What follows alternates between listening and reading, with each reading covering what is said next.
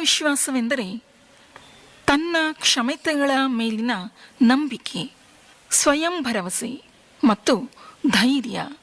ಇದು ಯಶಸ್ಸಿನ ಮೂಲಭೂತ ಅಂಶವಾಗಿದ್ದು, ಜೀವನದಲ್ಲಿ ಎದುರಾಗುವ ಸವಾಲುಗಳನ್ನು ಗೆಲ್ಲುವ ಶಕ್ತಿಯನ್ನು ನೀಡುತ್ತದೆ. ಆತ್ಮವಿಶ್ವಾಸ ಹೊಂದಿದವರು ನಿರ್ಧಾರಗಳನ್ನು ಧೈರ್ಯದಿಂದ ತೆಗೆದುಕೊಳ್ಳುತ್ತಾರೆ ಮತ್ತು ಸಫಲತೆಯತ್ತ ಮುನ್ನಡೆಯುತ್ತಾರೆ. ನಕಾರಾತ್ಮಕತೆ ಮತ್ತು ಭಯ ಅವರನ್ನು ಹಿಂದಿರುಗಿಸಲು ಸಾಧ್ಯವಿಲ್ಲ. ಇದನ್ನು ಸಂಸ್ಕರಿಸಲು ಸತತ ಅಭ್ಯಾಸ, ತಾರ್ಕಿಕ ಚಿಂತನೆ ಮತ್ತು ನೈಪುಣ್ಯತೆಯ ಅಭಿವೃದ್ಧಿ ಅಗತ್ಯ.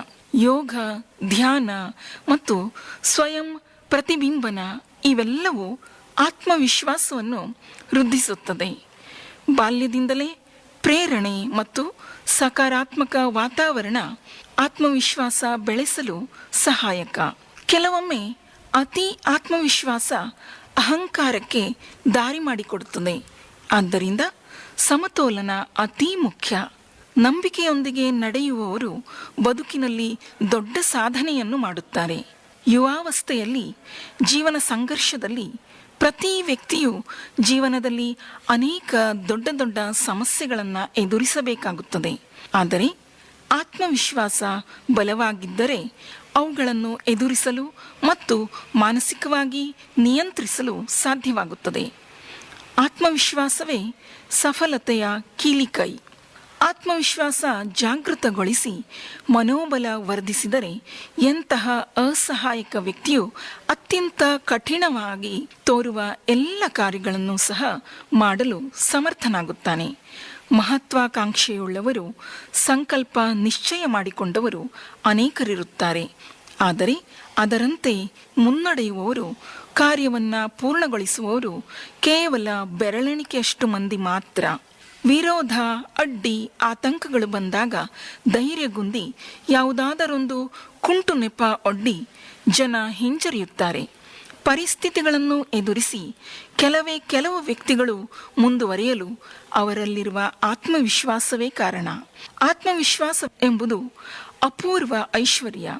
ಶರೀರ ಪುಷ್ಟವಾಗಿದ್ದಷ್ಟು ಅಂಗಾಂಗಗಳು ಶಕ್ತಿ ಸಾಮರ್ಥ್ಯದಿಂದ ಕೂಡಿದ್ದರೂ ಅವುಗಳನ್ನು ನಿಯೋಜಿಸುವ ಆಂತರಿಕ ಶಕ್ತಿ ಮತ್ತು ಆತ್ಮಬಲ, ಆತ್ಮವಿಶ್ವಾಸವಿಲ್ಲದಿದ್ದರೆ ಇಡೀ ಜೀವನವೇ ವ್ಯರ್ಥವಾಗುತ್ತದೆ. ಶರೀರ ದುರ್ಬಲವಾಗಿದ್ದರೂ ಕಷ್ಟಗಳನ್ನು ಎದುರಿಸುವ ಮಾನಸಿಕ ಧೈರ್ಯ ಅವರಲ್ಲಿದ್ದರೆ ತನಗಿಂತ ಶಕ್ತಿಶಾಲಿಯಾದ ವ್ಯಕ್ತಿಯನ್ನು ಅವನು ಮಣಿಸಬಲ್ಲ.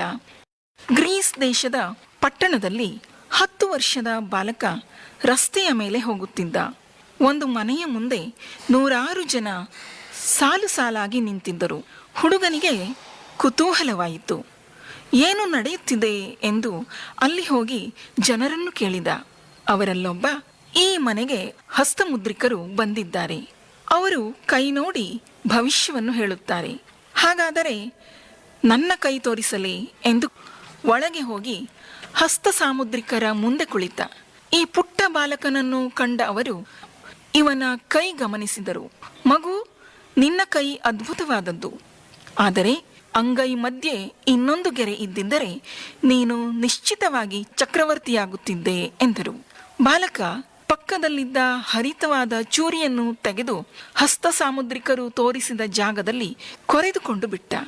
ರಕ್ತ ಸೋರುತ್ತಿದ್ದ ಅಂಗೈಯನ್ನು ಮುಂದೆ ಚಾಚಿ, ಹೇಳಿ ಸ್ವಾಮಿ, ಇನ್ನು ಯಾವ ಗೆರೆಗಳು ಬೇಕು ನಾನು ಚಕ್ರವರ್ತಿಯಾಗುವುದಕ್ಕೆ ಎಂದು ಪ್ರಶ್ನಿಸಿದ.